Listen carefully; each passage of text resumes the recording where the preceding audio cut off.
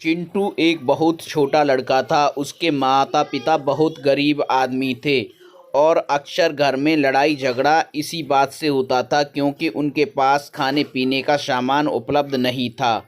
एक दिन चिंटू ने जंगल जाकर कुछ काम करने की बात सोची और वह रास्ता भटक गया।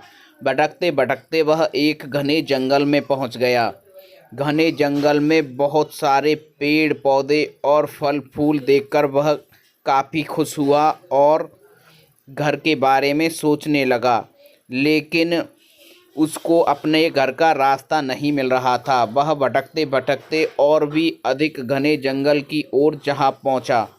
काफ़ी दूर चलने के बाद उसे अजीबोगरीब पेड़ दिखाई देने लगे। वह काफ़ी भयभीत था और अपने आप से बात करते हुए कह रहा था कि आज वह अपने घर कैसे लौटेगा।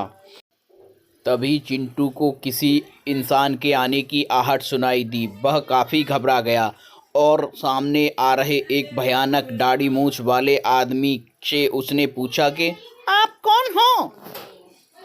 वो एक बहुत खतरनाक डाकू था। डाकू ने उससे पूछा, हे लड़के, तू यहाँ क्यों घूम रहा है? यह जंगल बहुत खतरनाक है, तू वापस लौट जा। यह कहकर डाकू अपने रास्ते चला गया। लेकिन चिंटू अब बहुत थक चुका था। वह घने जंगल में जाकर थकान की वजह से सो गया। अचानक उसे डरावनी आवाज़ें आने शुरू हो गईं। उसने देखा तो उसके आसपास एक खतरनाक चुड़ैल घूम रही थी और वह चीख पुकार मचा रही थी। चिंटू की आंख खुल गई और वह उस चुड़ैल से कहने लगा, आप कौन हो? मैं चिंटू हूँ। मैं अपने घर का रास्ता भूल कर आ गया हूँ।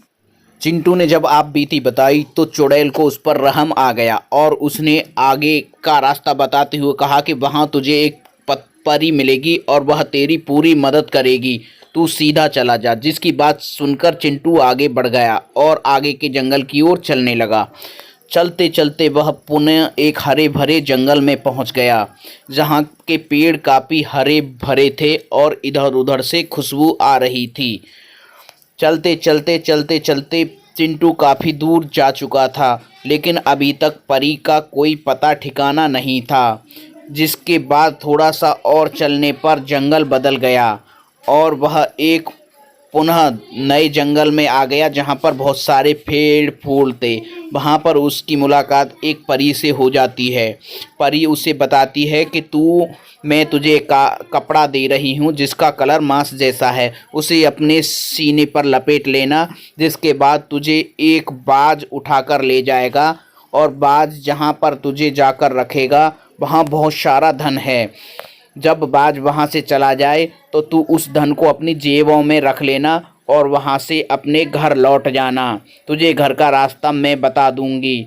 जिसके बाद चिंटू को वह परी एक कपड़ा दे देती है पीले कलर का। वह पीले कपड़े को लेकर आगे चला जाता है जहाँ वह उस कपड़े को अपने पास लेकर उसी जंगल में पहुँच जाता है जहाँ वह बाज रहता है। बाज के आने से पहले ही चिंटू उस कपड़े को लपेटकर लेट जाता है। बाज उस चिंटू और कपड़े सहित मांस समझकर उसे उठा ले जाता है और एक घने जंगल से निकलता हुआ एक पहाड़ पर उसे जाकर अपने बच्चों के पास लिटा देता है।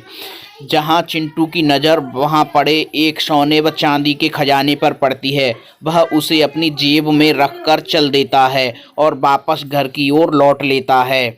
चिंटू चलते चलते चलते चलते अपने घर के रास्ते पर आ जाता है और उन्हीं पुराने पेड़ जहाँ से वह पहले गुजरा था उन्हीं के बीच से होकर उस फिर हरे भरे जंगल में पहुँच जाता है जहाँ से उसे अपना घर का रास्ता नज़र आ जाता है। धीरे धीरे चिंटू अपने घर वाले रास्ते पर पहुँच जाता है।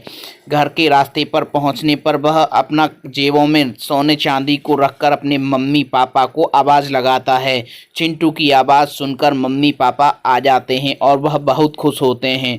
चिंटू अपने खजाने के बारे में उन्हें बताता है, जिसके बाद वह इस खजाने को बेचकर अच्छा सा घर ले लेते हैं और अपने लिए अच्छे अच्छे कपड़े बनवा लेते हैं। तो दोस्तों, यह थी चिंटू और चुड़ैल परी की कहानी।